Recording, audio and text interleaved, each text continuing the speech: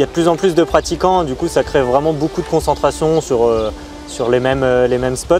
On a clairement mesuré une augmentation de la fréquentation, que ce soit en moyenne montagne ou en haute montagne. Par contre, on s'est rendu compte que cette fréquentation, c'était avant tout une concentration des gens sur certains itinéraires. Tout le monde veut faire les mêmes choses. Et tout le monde a un peu perdu en capacité, en créativité en fait, et suit ce qui est en bonne condition, etc. On veut plus perdre de temps, on veut que toutes les sorties en montagne elles soient efficaces. Et donc on va sur les choses qui sont en condi, qui ont été postées récemment, etc.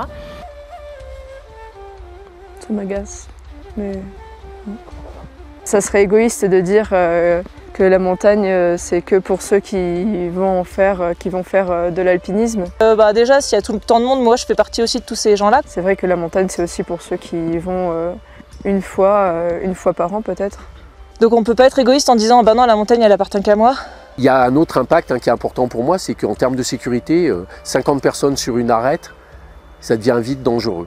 Même si je râle beaucoup quand il y a beaucoup de monde, je trouve ça quand même, fantastique parce que j'ai l'impression qu'il y a une nouvelle émulation de l'alpinisme ces dernières années et en vrai on peut interdire à personne de venir profiter des montagnes et en plus pour nous ça nous fera du boulot quoi, enfin faut pas se le cacher.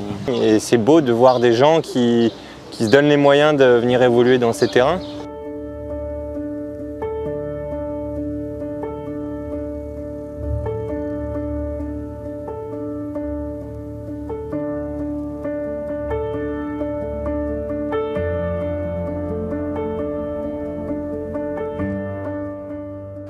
Quand je disais ça tout à l'heure sur la société de vitesse, c'est vrai que ça permet de se poser quand on vient ici. Il y a des marches d'approche, on ne monte pas en téléphérique. Juste, il faut essayer d'éduquer les gens, changer les mentalités pour casser un peu ce côté consommation et redevenir un peu plus respectueux de la nature et de ce qui nous entoure. Ce qui a beaucoup évolué aussi pour la perception des gens, c'est que les entrées dans l'alpinisme, il y a 30-40 ans en arrière, on faisait de la randonnée, d'accord? Donc on connaissait déjà cette image du temps long.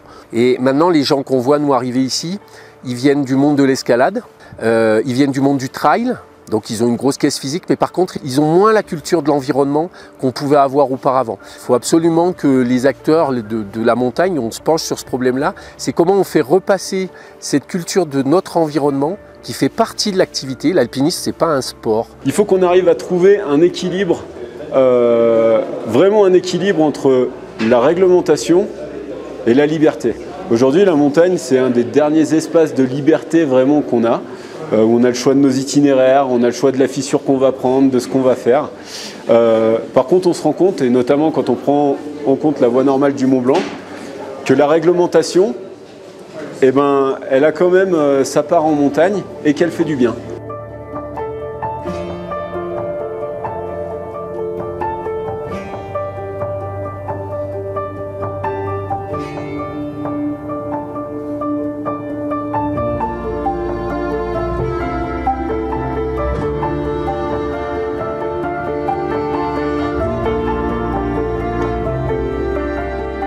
Je travaille sur la conciliation des activités sportives avec la protection de l'environnement, et qui dit conciliation, c'est que les deux doivent coexister. C'est-à-dire que l'idée, c'est pas de tout interdire pour sauver la planète. Dans les solutions qu'on peut envisager, déjà, c'est un peu changer le cool en montagne, c'est-à-dire que jusqu'à très récemment, ce qui est plutôt cool en montagne, c'est les performances extrêmes, très rapides, qui survolent un petit peu le milieu naturel juste comme support d'une pratique sportive de plus en plus performante. Et ensuite, je pense que d'un côté personnel, c'est aussi ralentir dans nos rythmes de vie, profiter de ce qu'on a sur un cercle plus proche, plus restreint. Mais déjà, si on pouvait venir en vélo ou au moins en transport en commun, et voilà, ça peut déjà être quelque chose qu'on peut améliorer dans la vallée. So we are on holiday now, and we let the car in one place for maybe 3 weeks now, and we do it all by bike. Another thing is all the infrastructure in the mountains. If you reduce it, the people would have to walk or would have other ways to get to the places they want to go. So. Alors moi, en tant que pratiquant d'alpinisme, j'ai vraiment essayé de garder une pratique locale. Autour de nous, là, dans le bassin du Glacier Blanc, il y a 80 itinéraires. Ils peuvent très bien correspondre à des gens qui sont débutants voilà, et qui vont apprendre doucement à progresser dans cet environnement-là, et en le respectant, en le comprenant, en le respectant.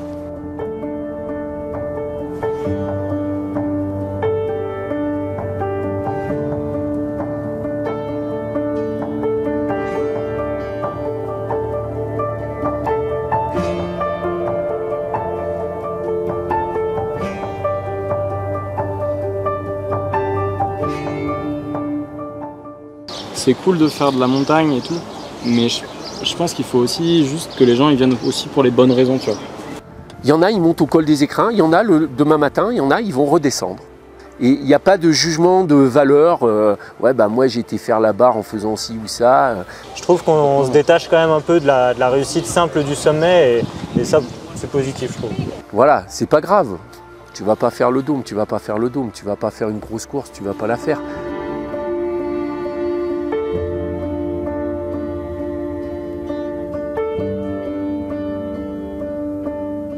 Donc il faut laisser des accès au grand public à la montagne, mais en ayant cette notion d'éducation au temps long, de découverte de l'environnement qui fait partie de l'activité au même titre que la partie purement technique, les capacités à servir de piolet, planter des broches à glace, poser des coinceurs, voilà. L'art d'être dans cette sobriété, et pourtant on ne se prive pas. La sobriété, ça ne veut pas dire on serre la ceinture.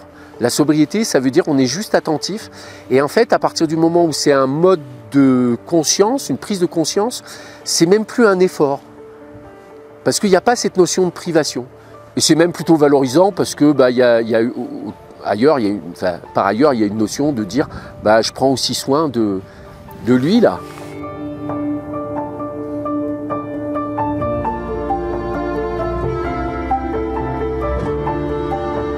Donc en fait, on peut trouver du plaisir et même des sensations extraordinaires à aller faire quelque chose qui est, je dirais, ordinaire.